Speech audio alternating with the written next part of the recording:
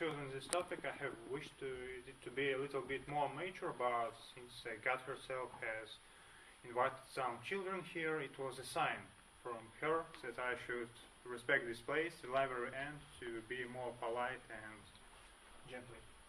So, my topic sounds like smoking is good. And, well, I'm going to tell you some serious stuff about it. So, once I have heard the song dedicated to man's passion of smoking, and it inspired me to think a lot of it. And first of all, let me state who gets the profit of it. Smokers themselves? No way. They get only cancer, heart attacks, aging, and all other diseases and horrors which you can find on the website of the World Healthcare Organization.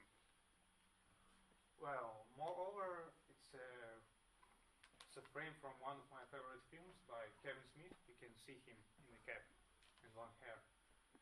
Well, they are both in the cap and have long hair. Well, it's that one with the beard.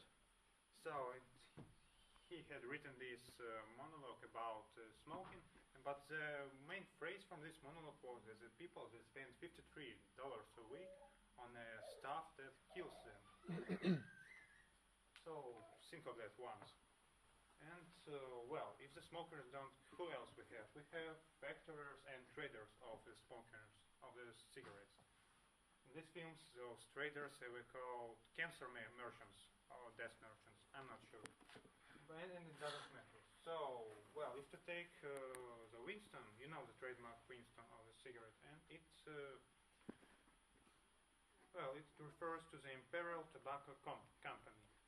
So it was a big one in the USA and all over the world, and I can't say for now, but I have watched it for 3 years ago, and it's valued for the same amount of money as, for example, the Lego company. We have children here, so we have some people who British who knows what is Lego. And so. Who else? So I don't think that factories and traders get a big profit of it. Not bigger than the girl who is selling lemonade on the other side of the street. Well, so who else do we have? Well, you know that in most of the Western countries, about 50% of the cost of the pack of cigarette is taxes. And who gets the taxes? The government. And moreover, let's look at the warning signs on the packs of cigarettes. It's written there that smokers die younger. Well, from the one hand, it's awesome. Why? Well, maybe the smokers enjoy their life and so on. On the other hand, it's awesome for the government. Those smokers, they used to work when they were young, and at the age of 60, by the statistics of the WHO, World Healthcare Organization, about 50% of smokers they don't live more than 60 years, and the average time when a person goes to the pension and when it's about 60 years, and this age is set up in the most of the countries. So they work all their lives, they pay all the taxes, and they get no pension, because dead men don't need pension. Well, what more can I say? No. It's a fancy fact for now that the government is the only one who fights against smoking. You can see, I have already mentioned that we have 50% of the cost of the price of the cigarette pack is tax. And it's aimed not at just increasing the cost of these. It's aimed at stop people from buying these, to make them sin. Why do they have to pay for stuff that will pay for someone to kill them? But it doesn't work so. And moreover, there is a lot of campaigns which are aimed at there's a lot of anti-smoking campaigns. And however, how does the society reply to that? Well, I'm pretty sure that you have, at least once in your life, you have met some micro-societies where a person without a cigarette in the mouth was accepted as a bad person. Let's call it so. Well, what else can I say about this?